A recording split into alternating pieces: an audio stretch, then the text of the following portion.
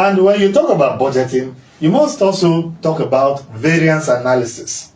Because I've said that budgets are forecasts of income and expenditure. When you do this forecast, even though it is based on informed averages and calculations, you must also know that there will be departures. When we talk about variance, it is like 10 million naira was budgeted for education, for instance.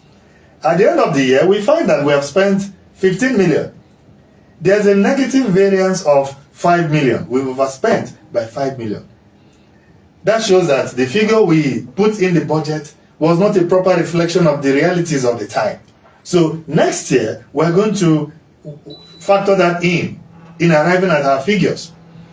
It could also be negative. We budgeted, or rather positive, we budgeted, say, 15 million for health. And at the end of the day, well, people didn't fall sick so much, maybe because they ate better food or whatever. We spent 12 million. There's a positive variance of, we have saved 3 million naira. That is what variance analysis is. And these things must be factored into our budget projections.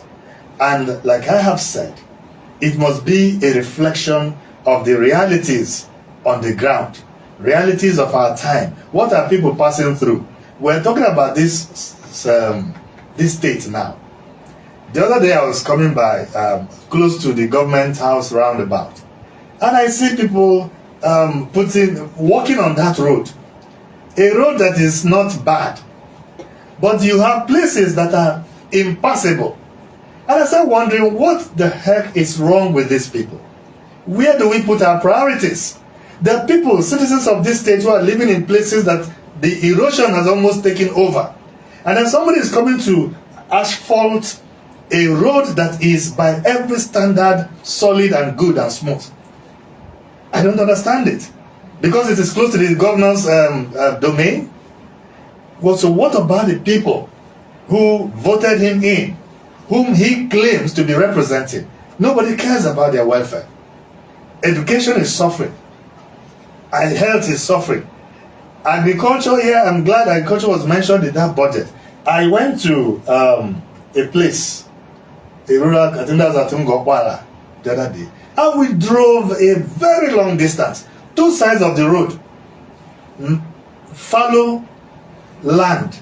And I said to the people that was in the vehicle with me, I said, if only this land, this much land space will be used for agriculture, why won't we feed ourselves? You go to the north, the same thing. You go to several parts of this country, the same thing. What does it take for the government to invest on agricultural equipment? Help farmers to farm. Give them proper training. The same thing we are talking about here. These are areas where we should be putting money into.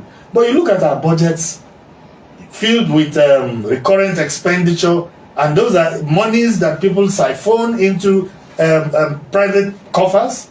Then at the end of the period, you'll be wondering, so much trillions of naira was budgeted for this state for this year. Where has it gone to?